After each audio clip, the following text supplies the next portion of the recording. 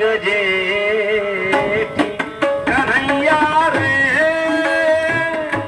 कन्हैया रे कन्हैया रे जग जेठी कन्हैया रे कन्हैया रे कन्हैया रे जग जेठी कन्हैया रे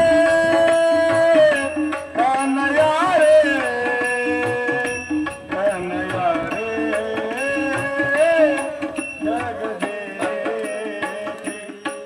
देई भेटी देई भेटी देई भेटी देई भेटी देई भेटी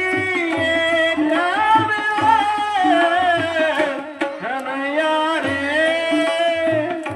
कन्हैया रे कन्हैया रे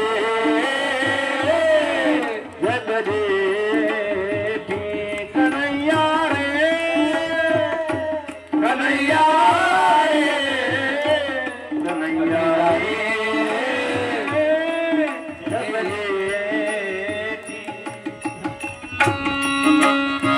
ती गोपी कृष्णाला हाक मारते, हे कान्हा, हे कन्हैया, मला एकदा भेट दे.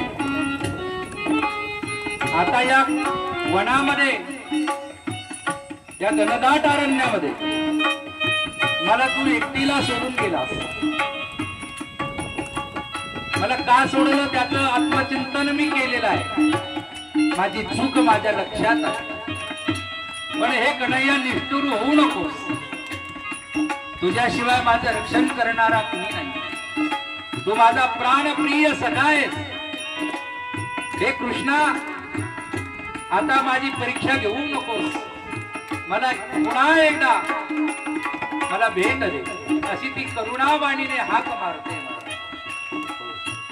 ती सांगते की ज्या वनामध्ये तू मला सोडलंय, त्या वनामध्ये हिंस्र पशु आहे, श्वापद आहे, आणि आता ते माझ्यावरती आक्रमण करते.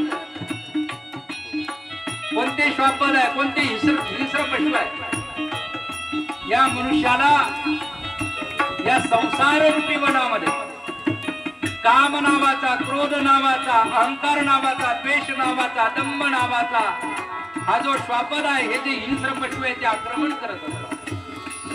काम, क्रोध आणि विकार त्याच्यावरती आक्रमण करतात आणि त्याला परमात्म्यापासून आणि भक्तीपासून दूर नेतात. त्या गोपीने सांगितलं की हे प्रभू, मला या वनामध्ये का मोकळून लावले होते? काय मोकलिले वनी, काय मोकलिले